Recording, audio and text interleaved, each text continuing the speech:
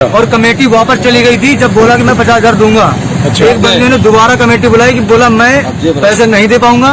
Committee आई, सामान उठा के ले गई उनका, बोला यहाँ तुम्हारे बाप की जगह नहीं है और हर मंथली पैसे लेते हैं और पैसे लेके जाते हैं, इसके बावजूद सामान उठाते हैं। मेरा पूरा छोले का सामान उठा लिया उन्होंने और कहा कहते हैं गाली गलौज कर रहे थे, कह रहे थे ये तरफ बाप की जगह नहीं है, यहाँ से हटाओ।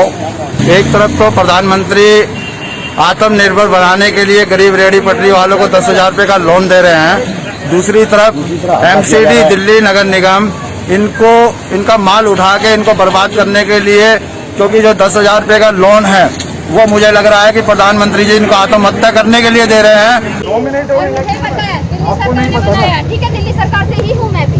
हो ना, तो बिना कागज के आओगे क्या? क्या बिना कागज के आओगे? अलॉटमेंट है? हाँ, अलॉटमेंट है इनके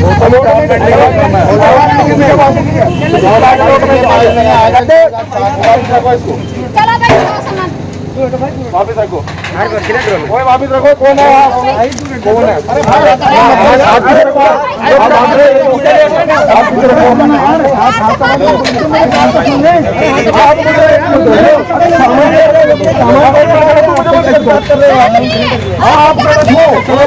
एक काम कर रहे, सुनो मेरी बात, सुनो ना। हाँ जी, नाम क्या है आपका? मेरा शमसुद्दीन है, PBC 1 से हूँ मैं। PBC 1 साउथ जोन से। बताइए यहाँ पे क्या हुआ है? जी हमें कोई मालूम नहीं, कोई पता नहीं। मैं TBC मेंबर मैं खुद हूँ, कोई पता नहीं। निगम पार्षद खुद आकर के सबका उठवा रहा है। क्या उठवा रहा है? दुकान काउंटर हर एक चीज सबका उठवा रहा है। अच्छा, अभी कौन कौन यहाँ पे थे अवेलेबल? आप लोग थे? मैं भी था। अच्छा, क्या हो रहा मेरा था? सामान उठाया, रोड से पूरा सामान बिखरा दिया, अंडे वंडे ब्रेड वेड सब तोड़ दी। बोला यहाँ तुम्हारे बाप की जगह नहीं है और हर मंथली पैसे लेते हैं और पैसे लेके जाते हैं, इसके बावजूद सामान उठाते हैं और गाली गलौज करी, जबरदस्ती सामान उठाया। दोनों ट्रकों में मैडम ने भरवाया और ले गई। कौन? तुम यहाँ के मंत्री नहीं हो। कौन मैडम थी एक वो? मैडम थी, आइटन गाड़ी में आई हुई थी, शायद वो निगम पार्षद हैं। निगम पार्षद है। आप जानते हैं उन्हें? जी हाँ, कृष्णवती निगम पार्षद आप पार्टी से ही हैं। आप पार्टी से हैं? हाँ। अच्छा, मैं भी था ये, आप भी थे? आपका क्या हुआ बताइए? मेरा पूरा छोले का सामान उठा लिया उन्होंने और कहा कहते हैं गाली गलौज कर रहे थे, कह रहे थे ये तरफ बाप की जगह नहीं है, यहाँ से हटाओ।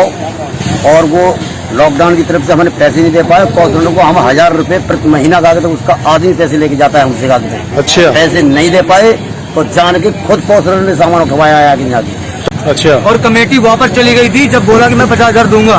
अच्छा। एक बंदे ने दोबारा कमेटी बुलाई कि बोला मैं पैसे नहीं दे पाऊंगा। कमेटी आई, सामान उठा के ले गई उनका और दोबारा फिर कमेटी आई यहाँ पे, इनसे पैसे मांगे, हमसे पैसे मांगे, पैसे नहीं दे पाए। दुकानें बंद रही 4 महीने, लगाने नहीं दी गई, इसके बावजूद पैसे मांगे जा रहे हैं और दबाव दिया जा रहा है कि हर मंथली का चार्ज बढ़ेगा और पैसा देना पड़ेगा। आप अपना इंट्रोडक्शन दीजिए। आप? 5,000 रुपए महीना। मेरा नाम अनिल बख्शी है और मैं पिछले 30 सालों में रेहड़ी पटरी वालों की एक लड़ाई लड़ रहा हूँ और इस कानून के अंदर भी हमने बहुत काम किया है। एक तरफ तो प्रधानमंत्री आत्मनिर्भर बनाने के लिए गरीब रेहड़ी पटरी वालों को 10,000 रुपये का लोन दे रहे हैं, दूसरी तरफ एमसीडी दिल्ली नगर निगम इनका माल उठा के इनको बर्बाद करने के लिए, क्योंकि जो 10,000 रुपये का लोन है वो मुझे लग रहा है कि प्रधानमंत्री जी इनको आत्महत्या करने के लिए दे रहे हैं, क्योंकि एमसीडी जब भी माल उठाती है इनका 4-4, 5-5 हजार रुपये का चालान काटती है और इनका सामान बर्बाद कर देती है, इनका सामान को तोड़ देती है, कुछ सामान इनका गायब कर देती है।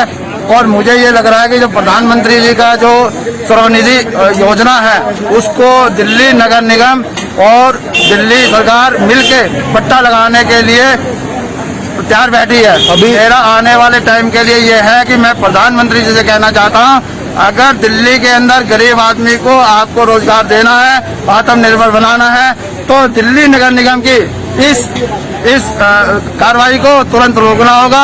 नहीं तो दिल्ली में आने वाले टाइम में दिल्ली नगर निगम में कोई भी आदमी, दिल्ली का जो भी हॉकर्स होगा वो दिल्ली नगर निगम में बीजेपी को कोई वोट नहीं देगा।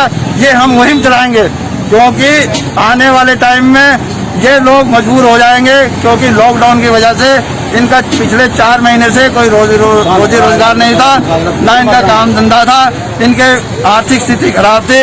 अब अगर इन्होंने लोन अप्लाई किया है तो ये एमसीडी एक तरफ तो सर्वे करवाने के लिए तैयार बैठी है, दूसरी तरफ इनको उजाड़ने के लिए तैयार बैठी है।